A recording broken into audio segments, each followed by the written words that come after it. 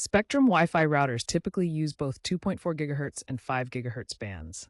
The 2.4 GHz band offers better range and wall penetration, making it ideal for older devices or areas with obstructions. However, it's slower and more prone to interference from other devices. You'll likely need to switch to 2.4 GHz if you have older smart devices like some smart bulbs or printers from before 2010 that only support this band.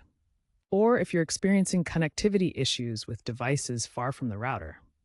Even with newer routers that automatically optimize bands, manual switching to 2.4 GHz can ensure compatibility for legacy devices. Remember, while 5 GHz offers faster speeds, 2.4 GHz remains crucial for compatibility with older technology. You can switch your Spectrum Wi-Fi to 2.4 GHz through the My Spectrum app or via a web browser.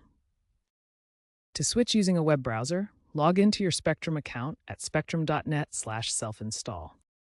Navigate to the Wi-Fi or network settings. If you have a dual-band router, you might see options to disable 5 GHz entirely or create a separate SSID for 2.4 GHz. Choose the 2.4 GHz band. You can also disable Smart Connect if you want to make sure devices don't switch back automatically. Save your changes and reboot the router if prompted. After the reboot, test the connection with the device that requires 2.4 GHz. Also check for firmware updates. Finally, be aware that older devices are more vulnerable to interference.